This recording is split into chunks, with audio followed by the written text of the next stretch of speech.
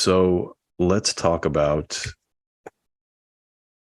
this other article, which I just thought was a fun and interesting article because I don't know a ton about Vince Neil of Motley Crue, but I thought this was pretty cool. What albums would Motley Crue's Vince Neil take to a desert island? Everybody has this situation, like, what albums would you take to a desert island? What albums would I take?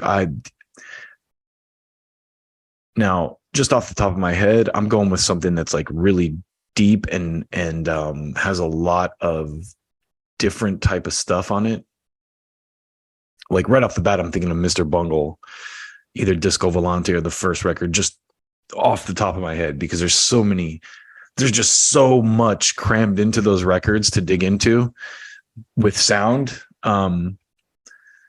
So yeah, that's where I would go with that.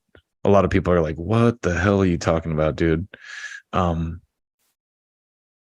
Maybe some Zeppelin stuff or some Floyd too. Probably like Wish You Were Here. That's one of my favorite. Maybe a Metallica record, Master of Puppets. Anyway, let's see what Vince Neil would take.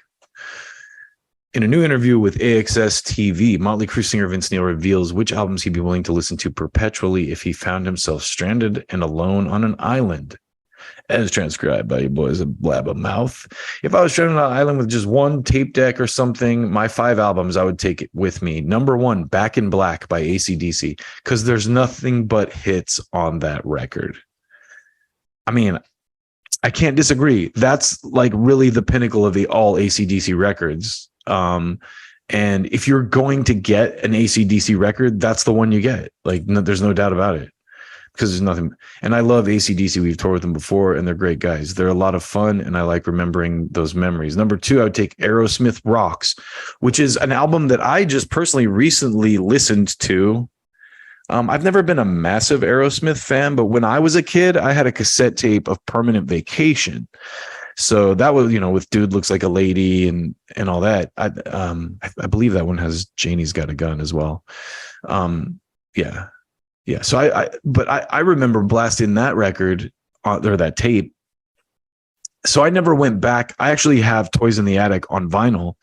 But Rocks is one of those albums that I never really listened to that much. And then I heard Nuno Bettencourt talking about how seminal it was for him, and the guys on that Rocks, Eddie Trunk and Jim Florentine and Don Jameson, them talking about it. So I went the other day, I started listening to it. It's a great record. So another one.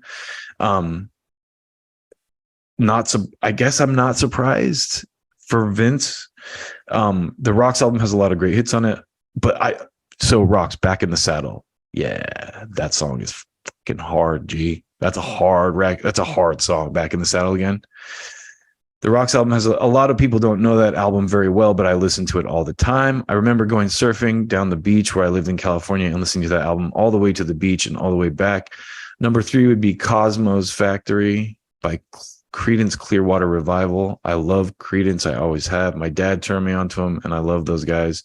John Fogerty's a great singer, and they're a lot of fun to listen to. And let's see, number 4, I would take one of the Journey albums. Any one of them is. They're all amazing. I mean, Journey never put out a bad album, so I would take any one of those.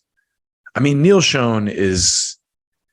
I kid Journey. I always say that there's 2 songs that I despise, and they are "Don't Stop Believing" and "Hotel California."